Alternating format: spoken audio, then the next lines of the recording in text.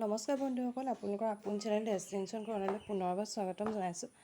বন্ধুসকল, আজি নতুন এটা বিষয়ৰ ওপৰত আমি কথা পাতিবলৈ গৈ আছোঁ।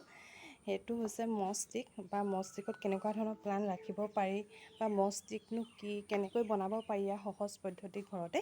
আজি গোটেইখিনি বিষয়ে কথা পাতিম, তেনেহ'লে ভিডিঅ'টো শেষলৈকে চাই থাকিব।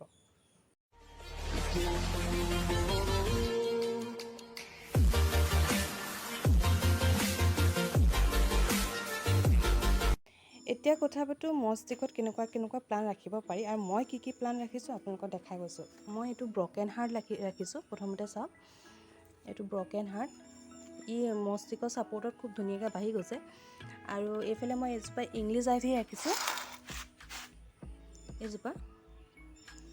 এইজোপা মষ্টিকৰ ছাপৰ্টত খুব ধুনীয়া আছে। এইটো হেঙিঙত দিলেও খুব ধুনীয়া লাগে, কিন্তু মই কি কৰিছোঁ, বহুতে কৈছে হেঙিঙত দি দিবা, কিন্তু মই ভাবিলোঁ মষ্টিকত দি চাওঁ। কিন্তু মষ্টিকত খুব ধুনীয়া লাগিছে, আপোনালোকে চাওক। যিমান দূৰ সম্ভৱ মই ইয়াক মষ্টিকতে ৰাখিম, পটককৈ নিনো হেঙিঙলৈ। আৰু এইটো চিংগনিয়াম, যিটো লাইট পিংক কালাৰ চিংগনিয়াম হয়। পিংক নহয়, এইটো পিচ কালাৰ চিংগনিয়াম হয়। বৰষুণতো অলপ উলিয়াই দিছোঁ, সেইটো কাৰণে ই মষ্টিকৰ ছাপৰ্টত খুব ধুনীয়াকৈ বাঢ়ি গৈছে, চাওক। আৰু এইটো এটা ভেলভেট চিংগনিয়াম, ইয়াকো মই মষ্টিকত ৰাখিছোঁ। ই আৰু ভাল লাগে কাৰণ ই তলৰ পৰা অলপ জোপোহা হৈ এডাল বা দুডাল ধুনীয়াকৈ ওপৰলৈ বাঢ়ি যায়। চিংগনিয়ামবোৰ আচলতে তেনেকুৱা, তলটো অলপ জোপোহা হৈ থাকে, সেইকাৰণে চিংগনিয়াম খুব ভাল লাগে, মষ্টিকত চবতকৈ বেছি ভাল লাগে। আৰু এইফালে দেখিছে চিংগনিয়াম, এইটো ৰাখিছোঁ। আৰু এইটো এটা চিংগনিয়াম, এইটো আচলতে ৰ'দ পৰিলে কাৰণে কিছুমান পাত বাৰ্ণ হৈ গৈছে। চিংগনিয়াম আপোনালোকে ভুলতো বেছি ৰ'দত নাৰাখিব। মোৰ প্লানটো বহুত বেয়া হৈ গ'ল, খুব ধুনীয়া আছিলে, তলৰ পৰা জোপোহা হৈ আহিছিলে। মই কাষত ফটো দেখাই দিছোঁ, আগতে বহুত ধুনীয়া আছিলে। কিন্তু ইয়াৰ মষ্টিকডাল খুব ভাল হয়। ইয়াত যিহেতু মই নাৰিকলৰ বাকলি ইউজ কৰিছিলোঁ এইটো মষ্টিকত, সেইটো কাৰণে এইটোতকৈ ইয়াৰ গ্ৰ'টো খুব ভাল হয়, আপোনালোকে লক্ষ্য কৰিব। এতিয়া আহোঁ মষ্টিকতনো কেনেধৰণে প্লানটো গ্ৰ' কৰে, কিহৰ কাৰণে মষ্টিকত ধুনীয়াকৈ ওপৰলৈ ধুনীয়াকৈ বাঢ়ি যাব পাৰি। ইয়াৰ কাৰণ হৈছে মষ্টিকে এডাল গা গছৰ নিচিনা ইয়াৰ কাম কৰে। ইয়াৰ দেখিছে এইজোপা চিংগনিয়াম হয়। চিংগনিয়ামৰ কিছুমান কিছুমান ৰুট ওলায়, এৰ'হেড ৰুট ওলায়। সেই এৰ'হেড ৰুটবিলাকে কি কৰে, বতাহৰ পৰা কিছুমান মইশ্চাৰ লৈ পেলাই আগবাঢ়ে। আৰু সেইবিলাকক যদি আপোনালোকে এটা ছাপৰ্ট দি দিয়ে, আৰু ছাপৰ্ট দি দিলে গছজোপা আৰু হেল্ডি হৈ পৰে আৰু ভাল পায় সিহঁতি।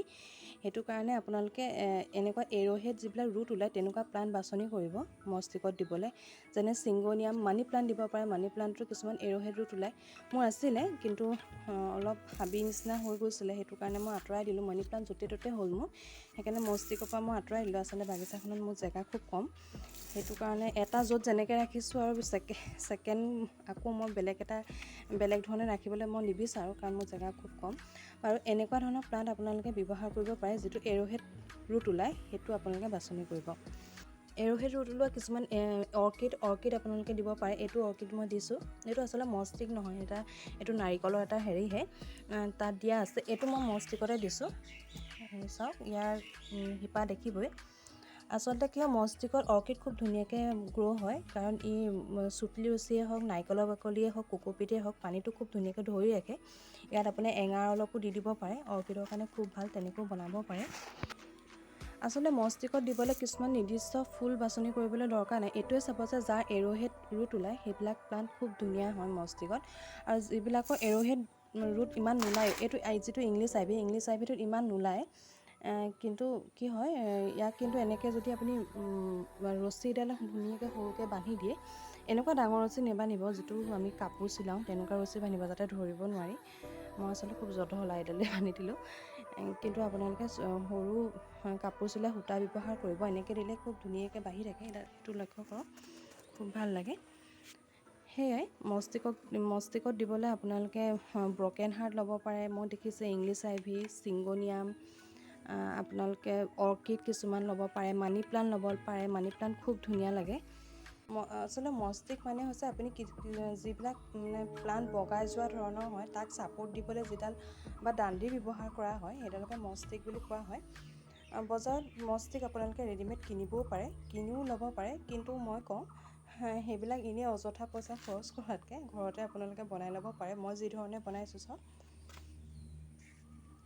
এইটোৱে খুব সহজ পদ্ধতিত বনাইছোঁ। মই ঘূৰণীয়া বাঁহ এডাল লৈছোঁ আৰু তাত অকল চুতলি ৰছী মই মেৰিয়াই দিছোঁ। দেখিবলৈও খুব ধুনীয়া লাগে। চাওক, এজোপা মই ব্ৰকেন হাৰ্ট এজোপা দিয়া আছে, তেনেকৈ বনাব পাৰে। বা এইটো দেখিবলৈ ধুনীয়া হয়, খুব ধুনীয়া হয়, তেনেকৈ চুতলি ৰছী দি বনালে খুব ধুনীয়া লাগে। আৰু চুতলি ৰছীতকৈ বেছি ভাল হয়, চুতলি ৰছীতকৈ ই কাম বেছি ভাল কৰে। যিবিলাক নাৰিকলৰ আপোনাৰ পেলনীয়া যিবিলাক বাকলি, সেই বাকলিবিলাক আপোনালোকে এডাল দাণ্ডিত এনেকৈ ধৰি যেতিয়া চুতলি ৰছী মেৰিয়াই দিব, তাত কি হয়, তাত চুতলি ৰছী মষ্টিকডালতকৈ অলপ ভাল হয়। আপোনালোকে তেনেকৈও বনাব পাৰে, কিন্তু দেখাত এইটো বেয়া লাগিব পাৰে, অলপ বেয়া লাগে। এইটো ধৰি লওক অলপ চিজিল লাগে, শৃংখল লাগে এইটো দেখিবলৈ, কিন্তু অলপ এইটো দেখিবলৈ বেয়া লাগে, কিন্তু ইয়াত আপোনাৰ ৰিজাল্টটো বেছি ভাল হ'ব। আৰু আপুনি মষ্টিক কোকোপিট দিও বনাব পাৰে। এইটো কৈছোঁ যে কোকোপিট দিবলৈ আপোনালোকৰ বাঁহডাল এনেকুৱা হ'ব লাগিব। বাঁহ নাইবা PVC পাইপ ইউজ কৰিলেও হয়। এইটো চাওক, এনেকুৱা ধৰণৰ বাঁহ ইউজ কৰিব। মই এডাল পাইপেই ইউজ কৰিছিলোঁ। এই পাইপৰ ভিতৰত আপোনালোকে কোকোপিট ভৰাই যাব। কোকোপিট ভৰাই নাৰিকলৰ বাকলি দিয়ে বা চুতলি ৰছী দিয়ে মেৰিয়াই যাব। তাতো খুব ধুনীয়া হয়। তাত আপোনালোকৰ চিংগনিয়াম বা অৰ্কিড খুব ধুনীয়া হয়।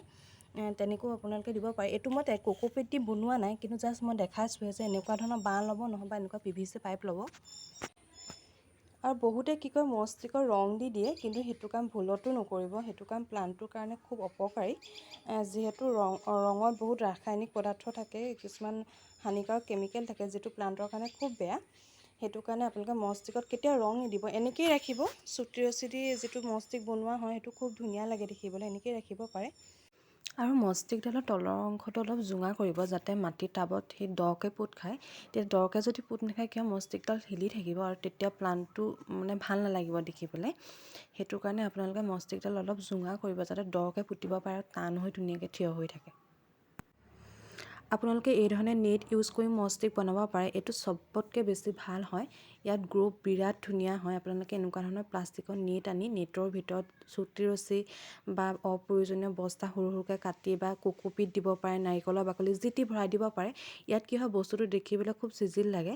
যিকোনো ধৰণৰ যি টি ভৰালেও মানে বান্ধি দিয়াতকৈ নেটৰ ভিতৰত ভৰাই দিলে দেখিবলৈও খুব ধুনীয়া লাগে, আৰু তাত গ্ৰ' খুব ধুনীয়া হয়। যিকোনো প্লাণ্ট, ফিলডেণ্ড্ৰন দিয়ক, মনষ্টেৰা দিয়ক, ব্ৰকেন হাৰ্ট দিয়ক, চব ধুনীয়া লাগে। এই ধৰণৰ আপোনালোকে দিব পাৰে, খুব ধুনীয়া লাগিব। মষ্টিকত ৰখা প্লাণ্টৰ আপুনি কেয়াৰ কেনেকৈ ল'ব?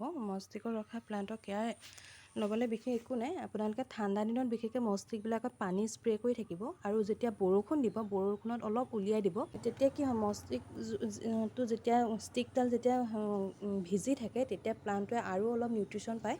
সেইবাবে আপোনালোকে মষ্টিকডাল পৰাপক্ষত ভিজাই ৰাখিব, আৰু বৰ বিশেষ কেয়াৰ ল'ব লগা নাই।